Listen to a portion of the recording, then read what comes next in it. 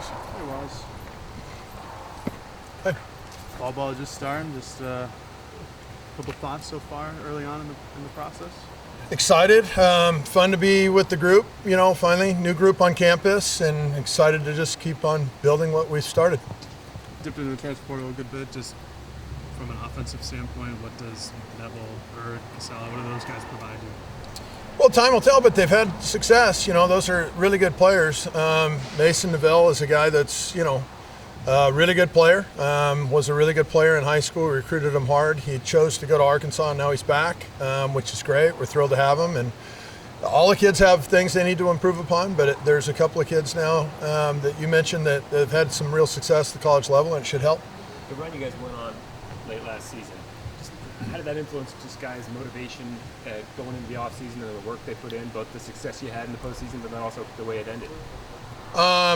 Well, I think they got a taste of it, right? And when they're looking around and they're looking at our stadium, the last 3 games that they played, they're pretty excited. When that place is rocking with students the way it was and the energy, that's something that, the feeling, the games go away, but the feeling doesn't. And so I think that definitely is a motivating factor during the off-season work and them getting now into the fall camp. Is there anything you identified as last year's character traits from a group that did go far in the postseason that you're looking for out of a group this year that can have similar success? They like to get in the weight room and lift weights and get strong. That was one. They really backed each other, and it was fun being at the ballpark every single day with those guys. That would be 2. And then 3 for me would just be, just their desires to play as a team, even though there's a lot of individual desires as well. As we all know, all these kids want to make it to the major leagues if they can. So there's individual goals, but they were able to put those individual goals aside and put the team first. And that was a lot of fun with that group last year. Are there specific players that step up as leaders, whether it was last year or this year, to help that third point that you just mentioned?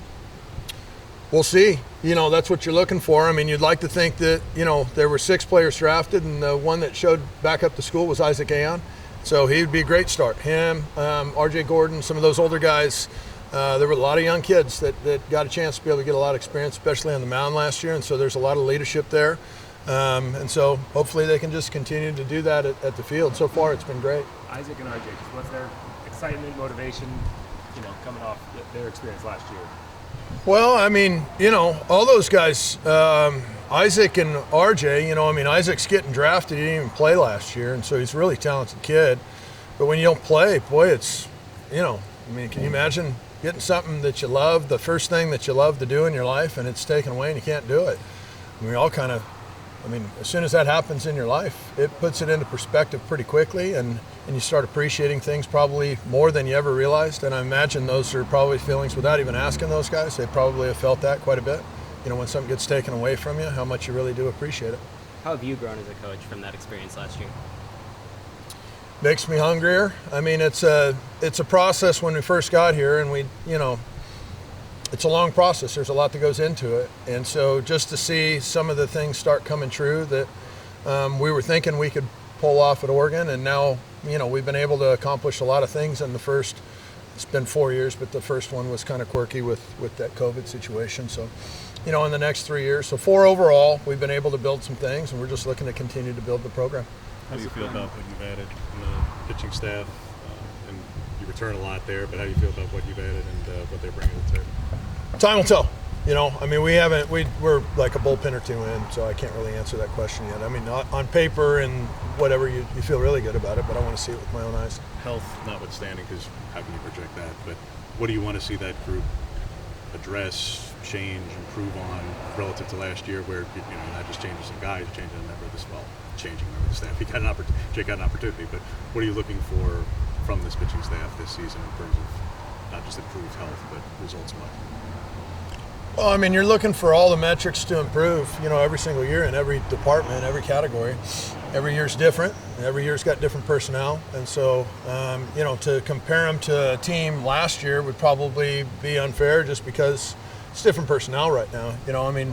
I think for the guys that are the same personnel, you can say, hey, we want these guys that are the same personnel to be able to to improve their numbers and stuff like that. The new guys, they're going to be new, and so they don't really have anything to go back to say this is what I've done in the past, so this is what I should be expected to improve upon. So time will tell. A little bit too early still yet. You did have some young arms thrown into the fire last year.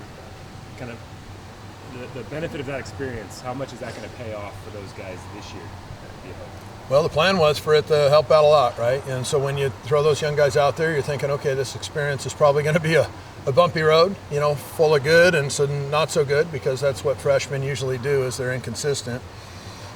We saw the consistency start showing up, especially late in the year with Turner Spoljaric and Grayson Grinsell. And so as you start seeing the consistency show up more and more, it just looks like they're becoming sophomores, which is the best part about a freshman, is they get to be a sophomore. So they're sophomores now, and so hopefully those guys are more experienced and they've learned, and we're going to see a better version of themselves, which is great.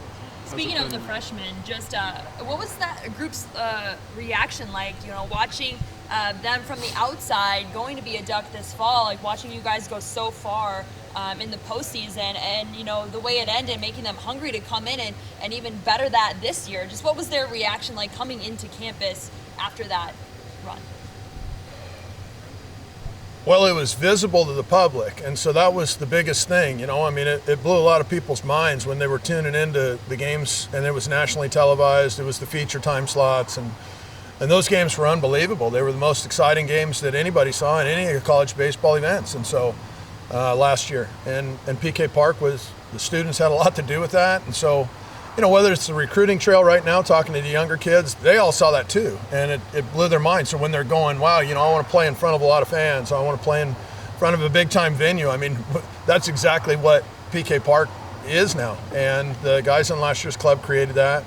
So now the new guy comes in basically into the program, and they go, whoa, okay, I need to keep that going, and I need to improve that.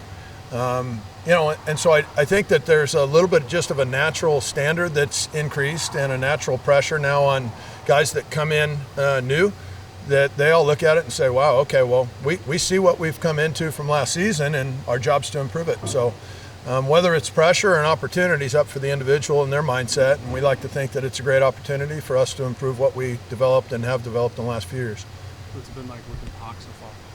Coach Hawksworth's awesome. He's his resume speaks for himself. He's a major league pitcher. He pitched for the Dodgers, pitched for the Cardinals, and right now the Dodgers just got named as the organization that's won the most games throughout their minor league system. Their player development is elite, the best in the major leagues. Hawk's a product of all of that. He pitched in the major leagues for 2 teams. He was an agent with Scott Boras' corporation. He knows that side of the game. He was also a pitching coach at Cal State Fullerton when they went to College World Series, amongst other great programs. His demeanor is unbelievable. He's really, really good. And so he's just started with these guys yet, so he's just starting to have a little bit of an impact, and probably more watching and learning more than anything else quite yet, But Hawk's really good at what he does. Everybody in the business knows it, and everybody in the business knows that he's going to do a great job at Oregon. Do you guys have any plans for fall scrimmages? Fall scrimmages, yeah, we'll let you know when those things are happening. We're going to take a look at our personnel first and kind of go from there.